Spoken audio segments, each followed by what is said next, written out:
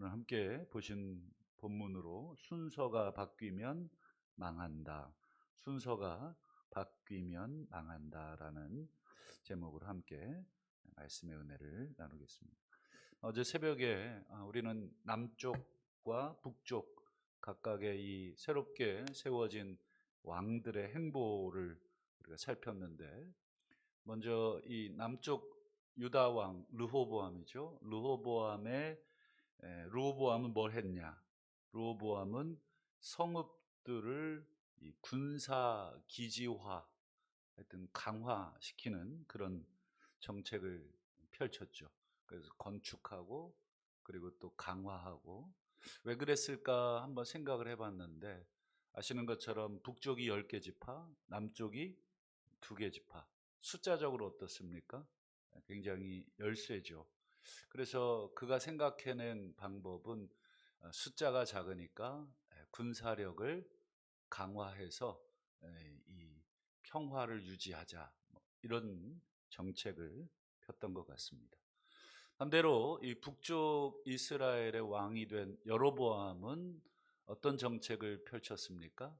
레위 지파와 제사장을 해임시켜 버렸죠. 이유가 뭘까? 왜 레위 지파와 제사장을 해임시켰을까? 여러분, 성전이 어디에 있냐면 남쪽 그 지파, 남유다 지파, 예루살렘이 남유다 지파에 속해 있습니다. 그러니까 지금 분단이 됐으니까, 물론 우리나라 남북처럼 지금 왕래가 불가능한 그런 시절은 아닙니다. 그러나 어쨌든 이 형식적으로나 명백하게 정치적으로 분리가 됐습니다. 그 남유다 땅에 속한 예루살렘에 성전이 있고, 여러분, 제사장의 주 터전은 성전인데 북쪽 이스라엘 지파는 성전이 없습니다. 그러니 여러분, 제사장, 우리 말씀을 통해 아시는 것처럼 제사장들, 레위 사람들 전부 각 지파에 흩어져 살게 하셨고, 기업은 따로 없잖아요. 누가 책임지게 하셨습니까? 다른 지파가 책임지도록. 근데 제사장이 성전이 없는 상황에, 성전의 일을 맡아서 할 필요가 없는 상황에 제사장의 몫을, 그들의 권리를 준다는 것이 어떻습니까? 아깝겠죠. 당연히 내 거 주는 생각인, 이게 내 게 아닌데 내 거라고 생각하니까 아까운 거죠. 그러니 당연히 해임, 더 이상 너희들 뭐 내 거 못 줘, 이렇게 된 것입니다.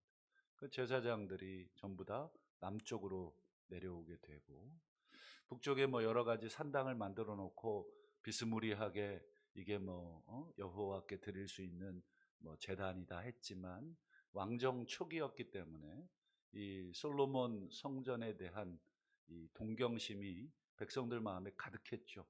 성전 잘 지어놓고 지금 갈 수 없는 그런 상황이 됐으니까 얼마나 백성들 마음이 헛헛했겠습니까? 그래서 제사장 그룹들, 레위 그룹들 따라 많은 백성들이 남하하죠.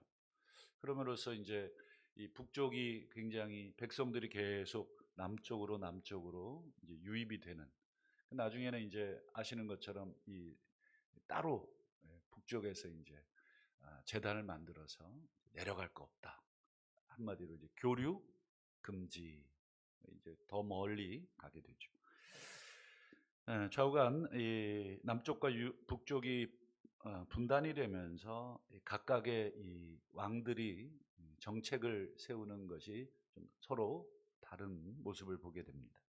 오늘은 이제 남쪽 유다 르호보암에 대한 이제 추가적인 기록을 오늘 함께 보겠습니다. 여러분, 신명기에 보면 우리 주일날 낮 예배 때도 잠깐 나눴지만, 왕은 하지 말아야 될 3가지. 첫 번째, 병마를 많이 두지 마라. 병마를 두지 말라가 아니라 많이라고 하는데 강조점이 있습니다. 두 번째, 아내를 많이 두지 말라. 세 번째, 은금을 많이 두지 말라. 다 많이 많이 많이. 사실은 왕에게 있어서 여러분, 병마, 그리고 외교력, 군사력, 외교력, 경제력, 이거 통치하는 데 있어서 필요 없습니까? 필요 없지 않죠. 당연히 필요하지만 하나님이 요구하시는 것은 많이라고 하는 단어입니다. 많이라는 게 이제 다 주관적으로 해석하기 나름이겠죠. 여러분 얼마만큼 가지고 있으면 많이입니까? 물어보면 전부 다 다르실 겁니다. 그렇기 때문에 이건 왕이 하나님 앞에서 본인 스스로 결정을 해야 되는 문제이죠. 좌우간 이 세 가지를 금지하셨습니다.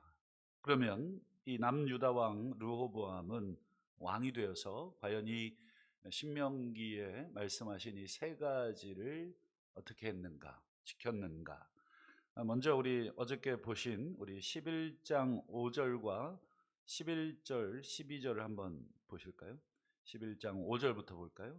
자, 르호보암이 유다 땅에 방비하는 성읍들, 방비라고 하는 말 그대로 이제 방어하는, 이게 이제 뭐 조금 더 정확하게 말하면 이 요새화된 성읍들입니다. 요새화된 성읍들. 딱 군사 전략적으로 전쟁에 딱 최적화시킨 성읍들을 건축했다. 이렇게 돼 있죠.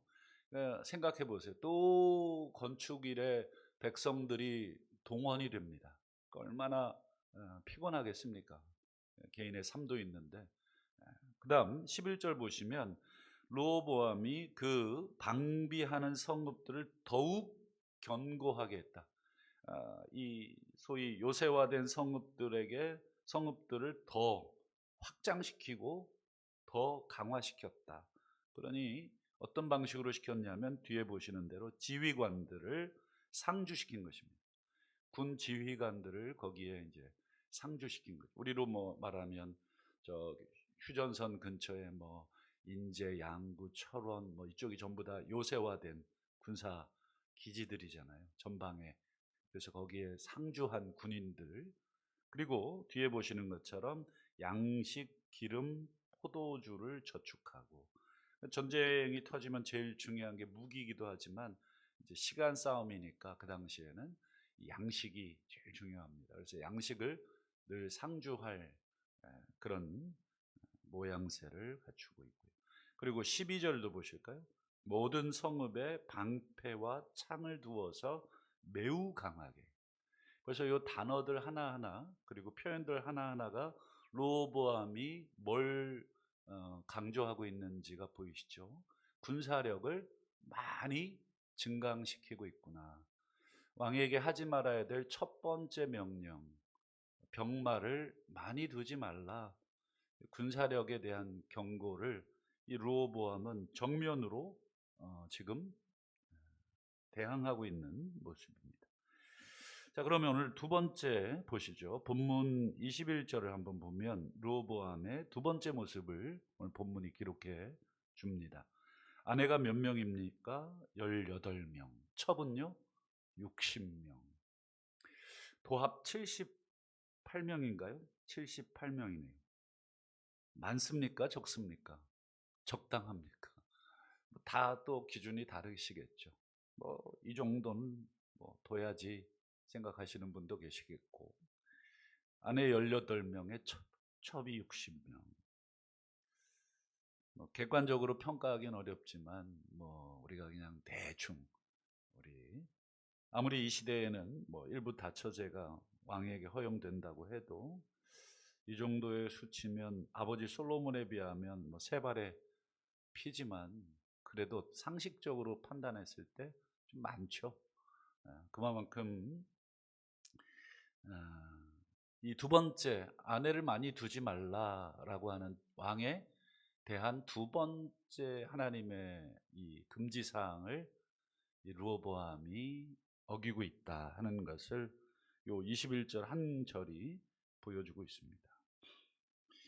뭐 내일 더 살펴보겠습니다만 르호보암이 왕으로서 이 군사력 또 외교력을 강화하면서 나라는 외적으로 또 외견적으로는 굉장히 견고해지는 모양입니다.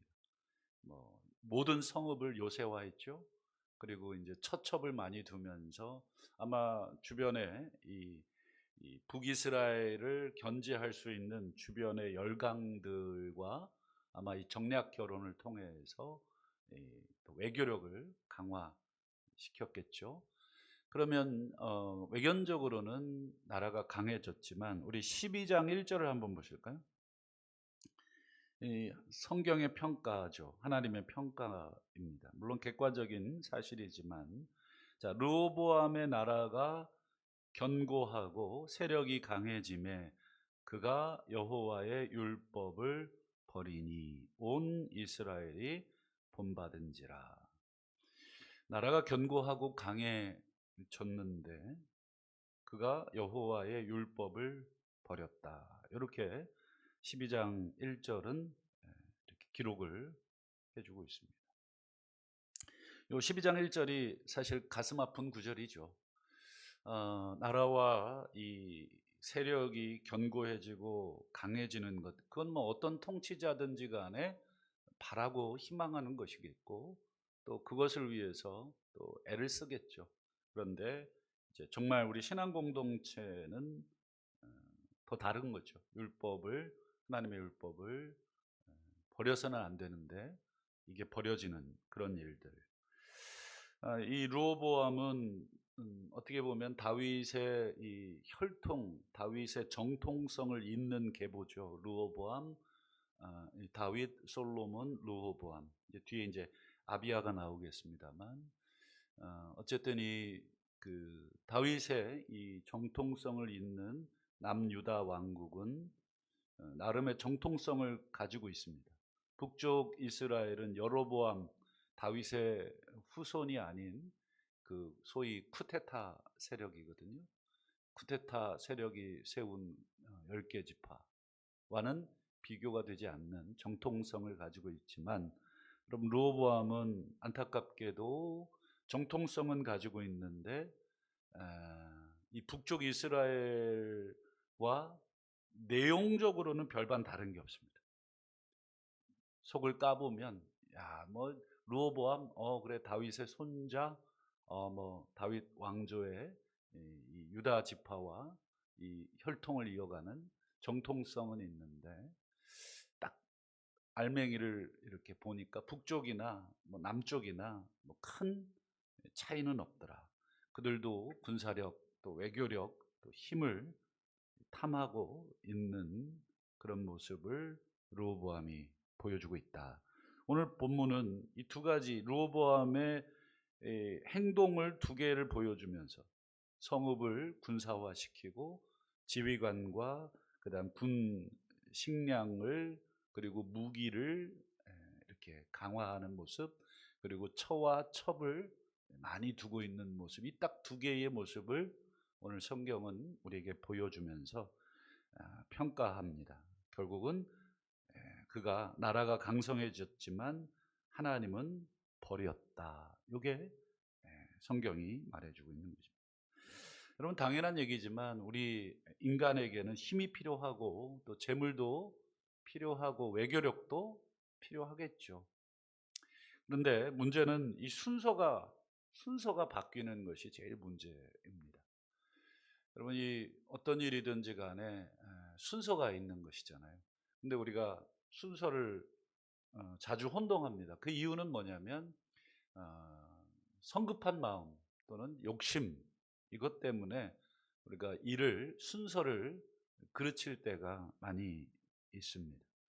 여러분, 잠언 8장 우리 17절과 18절을 한번 보시면 참 두 개가 어울릴까 싶은 그 구절이 나오는데, 하나님을 사랑하는 자들이 하나님의 사랑을 입는다. 나를 사랑하는 자들이 나를 간절히 찾는 자가 나를 만난다.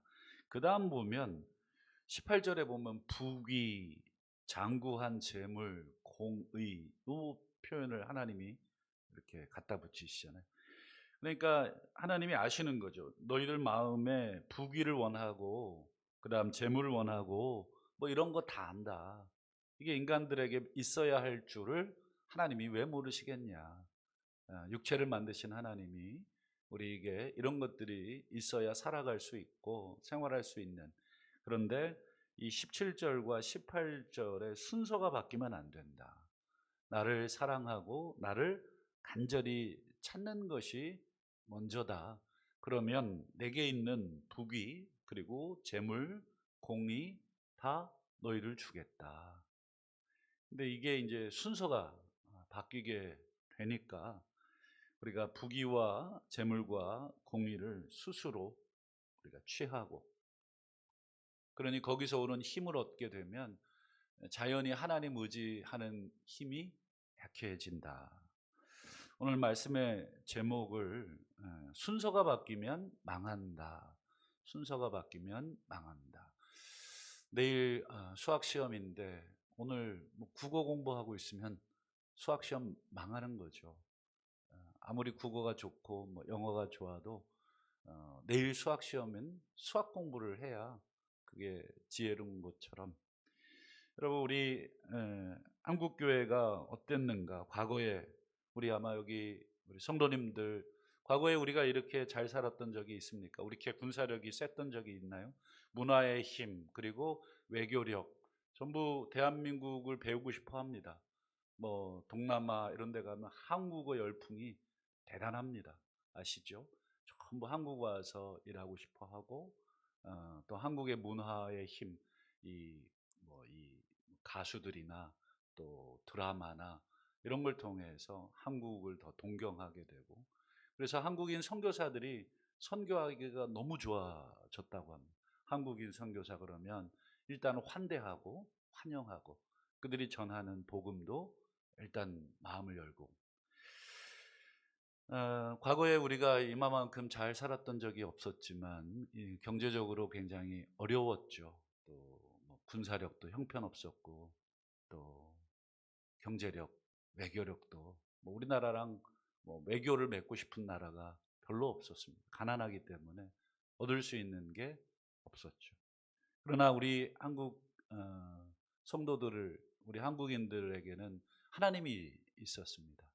그래서 정말 참 기도 많이 했던 것 같고, 지금은 이제 뭐 환경보호 단체나 뭐 인권 이런 것들 때문에 뭐 산에서 기도하는 거 뭐 다 금지하고 뭐 이렇게 돼 있지만 뭐 기도원들 참 많이 있었고 지금도 많이 있는 것으로 알고 있지만, 어쨌든 뭐 교회마다 저도 어릴 때 교회 큰 불이 나서 참 제 중학교 1학년 때였던 것 같은데 교회 큰 불이 6학년 때 불이 났고 중학교 1학년 때 건축을 했던 기억이 나는데, 뭐 교회가 뭐 돈이 있었겠습니까?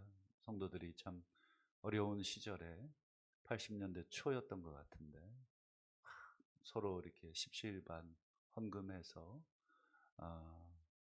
그동안 우리 성도들은 뭐 이곳저곳 흩어져서 예배드리고 교회당 골조 쌓아 올라가고, 제 기억에도 천장 뚫린 지금은 이제 아마 불법으로 그렇게 예배를 못 드리게 돼 있겠지만 그때 당시엔 법이 좀 허술했는지 어쨌든 이 공사 중인 그 교회 들어가서 성도들 어른들이죠. 어른들 막 정말 거적대기 깔아놓고 거기서 기도하고 눈물을 흘리고 했던 어릴 때의 부모님들 또 어른들의 기억들이 아직도 생생합니다. 저도 기억이 납니다. 하늘을 보니까 천장이 아직 덮여지지 않은 그 건축 중인 그 건물에 뭐 외부의 시설을 빌려서 예배드리니까 임대료죠. 임대료가 많이 드니까 뭐 기초공사, 콘크리트 공사 끝나고 나서 거기에 이제 거적대기 깔아놓고 예배 시작했던 그런 기억이 있습니다. 하나님께서 참 경제적으로 어려울 때 우리 성도들이 하나님을 간절히 찾고 누구보다도 하나님 사랑했던 뜨거웠던 그 한국 민족을 하나님께서 사랑하셔서 하나님께서 부와 귀를 참 이렇게 부어 주셨다. 그러나 오늘 르호보암의 모습, 나라를 스스로 견고하게 하고 세력을 스스로 강하게 만들어 놓긴 했는데 그가 하나님을 버리고 있었던 이 르호보암처럼 오늘 우리 한국 교회도 어느 때보다 강성해지고 어느 때보다도 건물도 좋고 또 재정도 풍성해지고, 그런데 더 기도 소리는 하나님을 찾는 것은 더 약해진 것은 아닌가. 너무 살기 좋게 해주셨더니 더 하나님 간절히 찾으라고, 하나님 더 사랑하라고 하나님이 덤으로 주셨는데 이 순서가 바뀌기 시작하면서 하나님을 찾는 것이 더 약해지고 그러진 않았나. 요한계시록에 나오는 그 7개의 교회에게 하나님이 네가 돌이키지 않으면 내가 이 촛대를 옮기리라. 참 우리 끔찍한 무서운 경고의 말씀 앞에도 우리는 별로 까딱하지 않는, 아주 담대한 신앙으로 변하고 있지는 않은가.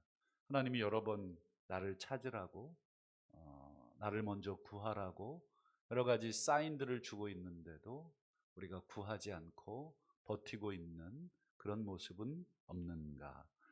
우리가 한번 스스로를 오늘 르호보암의 모습을 거울 삼아 우리가 비추어 보게 됩니다.